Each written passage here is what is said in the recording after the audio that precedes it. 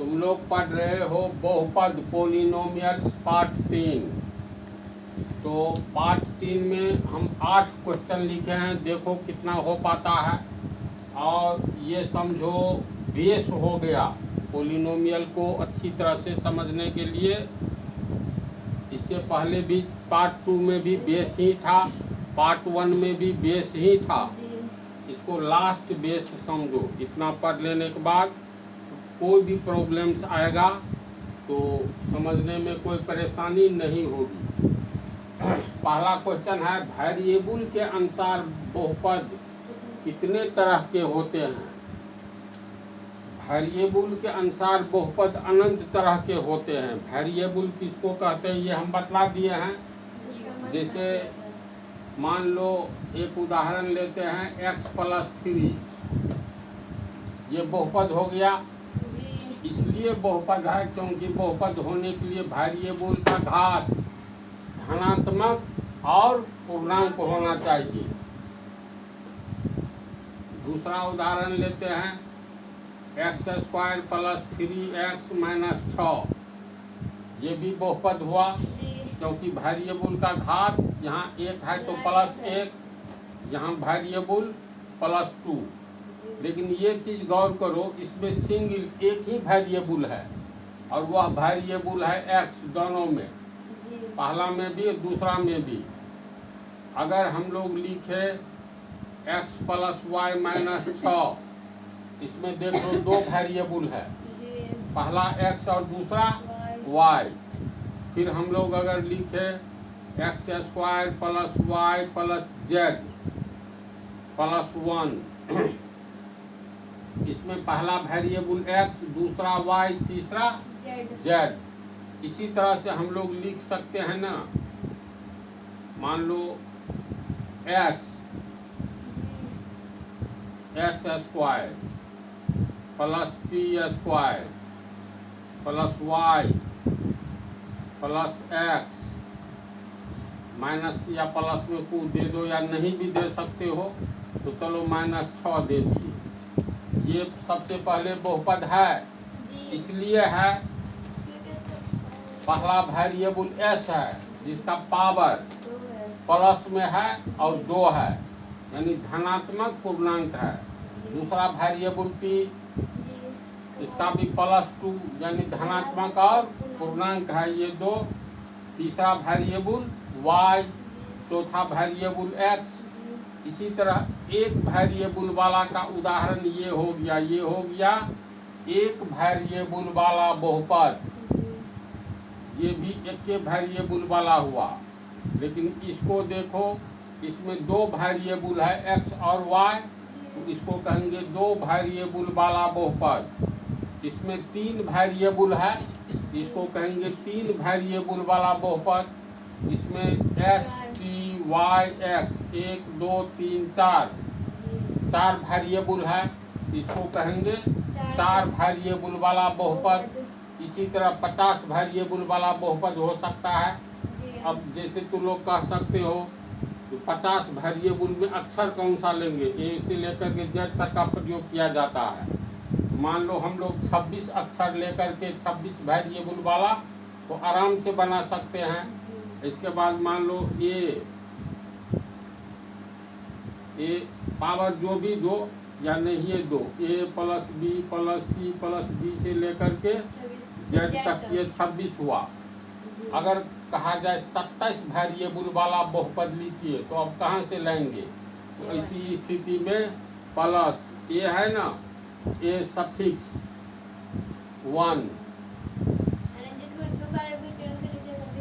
हाँ a∧1। अब इसी पर लिखते जाओ ना, प्लस a∧2, a∧3, ये सब अलग अलग हो गया।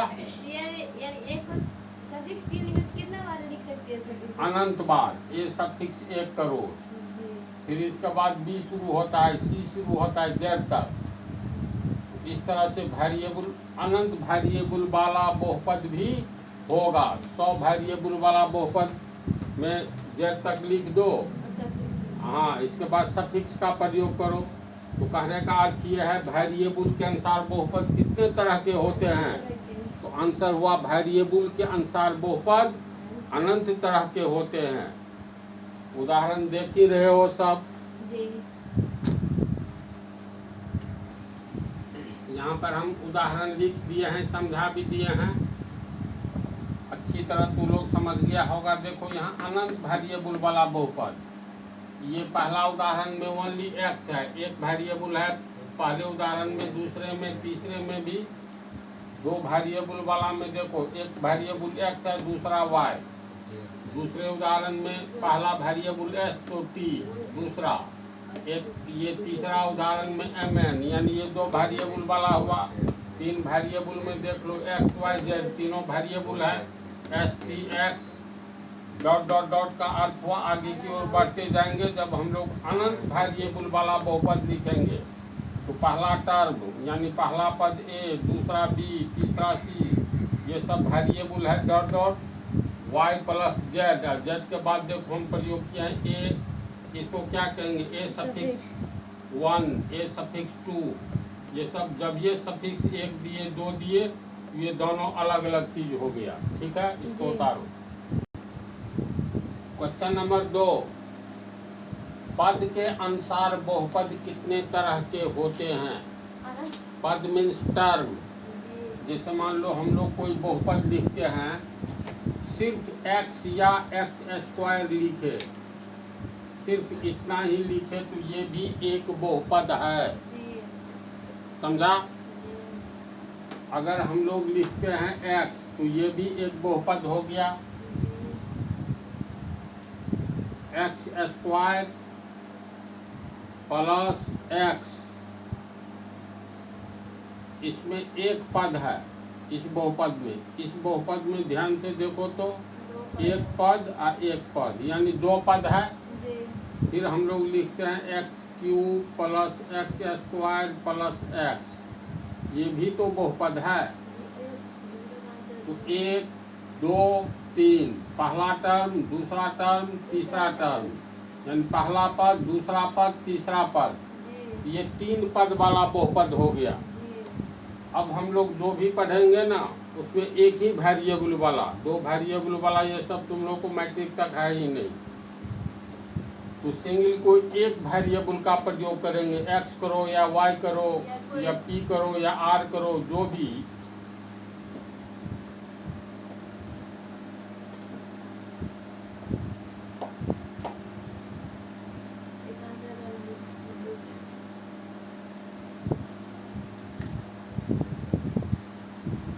चलो इसमें इस बहुपद में ये बहुपद हुआ, हर हाल में है। तो पहला पद, पहला टर्म, दूसरा टर्म, तीसरा टर्म, चौथा टर्म, टर्म का हिंदी पद। तो ये कितने पद वाला बहुपद हो गया? चार पद वाला। इसी तरह मान लो हम लोग लिखते हैं अगर x का पावर 150, 150 प्लस x का पावर 149, 149 प्लस x का पावर 148 प्लस x का पावर, मतलब घटते हुए क्रम में 150 से कम 149, 148 डॉट डॉट, इसके बाद क्या होगा? इसके बाद होगा x का पावर 147, तो डॉट डॉट दे करके अंत में x का पावर 1 आएगा। तो इसमें कितने पद दिखाई देते हैं? 150। ये 150 पद वाला बहुपद हो गया। इसी तरह अनंत पद वाला बहुपद हो सकता है ना। तो इसका अर्थ है पद यानी टर्म के अनुसार बहुपद कितने तरह के होंगे? अनंत तरह के होंगे। बात को समझ गए तुम लोग? लिख दिए हैं। एक पद वाला बहुपद इंग्लिश में बोला जाता है मोनोमियल पोलिनियल, पोलिनोमियल। एक पदी बहुपद हिंदी में बोला जाता है। दो पद वाला बहुपद अर्थात द्विपद बहुपद, इंग्लिश इसका हो गया बाइनोमियल्स पोलिनियम। ठीक है, सॉरी पोलिनोमियल्स। तीसरा तीन पद वाला बहुपद अर्थात तीन से त्रिपद बहुपद, ट्राइनोमियल्स, पोलिनोमियल्स। ठीक है, इसी तरह हम लोग आगे देखो, सब में पदों की संख्या बढ़ती जा रही है। इस पर डायरेक्ट आओगे, अनंत पद वाला बहुपद, इसको लिखेंगे कैसे? इस ढंग से लिखना है, x प्लस x का पावर 1 हुआ, plus x square plus x cube plus मतलब x का पावर 4, फिर x का पावर 5 डॉट डॉट डॉट अनंत तक चला गया। ये हो गया अनंत पद वाला बहुपद का ये उदाहरण। तो इस टॉपिक को तुम लोग अच्छा से समझ गया होगा। क्वेश्चन नंबर 3, गुणांक किसे कहते हैं, यानी कोफिशिएंट किसे कहते हैं? तो इसका अगर हम लोग संधि विच्छेद करेंगे गुणांक का, ये होगा गुना जोड़ अंक। समझा? यानी ऐसा अंक जो गुना किया गया है इसके साथ, तो बहुपद में तो वेरिएबल होता है, बहुपद हो या इक्वेशन हो, दोनों में वेरिएबल के साथ जिस अंक का गुना किया जाता है उस अंक को हम गुणांक कहते हैं। संधि विच्छेद से क्लियर है ना? वह अंक जो गुना किया गया है, तो किस में अगर हम लोग लिखते हैं 3x square plus 2x minus मान लो 5, ये तो बहुपद है, तो ये पहला पद में x स्क्वायर के साथ 3 का गुना है, यानी इसको हम लोग लिखेंगे 3 गुने x स्क्वायर, फिर इसको लिखेंगे 2x को 2 गुने x माइनस ये कांस्टेंट है 5, तो x स्क्वायर के साथ 3 का गुना किया गया है, तो गुना वाला अंक ये 3 हुआ, कहेंगे x स्क्वायर का गुणांक 3 है। स्पष्ट है ना? शब्द से ही। फिर पूछा जाएगा जो 2x में गुणांक कौन है? 2x में x हो गया वेरिएबल, इसके साथ 2 का गुना किया गया है, तो दूसरे पद में 2 हो गया गुणांक। पहले पद में x स्क्वायर का गुणांक 3, दूसरे पद में x का गुणांक 2। जब हम लोग इक्वेशन शुरू करेंगे तो मान लो 6x स्क्वायर बराबर 36, इसमें भी x स्क्वायर के साथ 6 का गुना किया गया है, तो यहाँ x स्क्वायर का गुणांक 6 होगा। सिंपल चीज है, समझ गया इसको?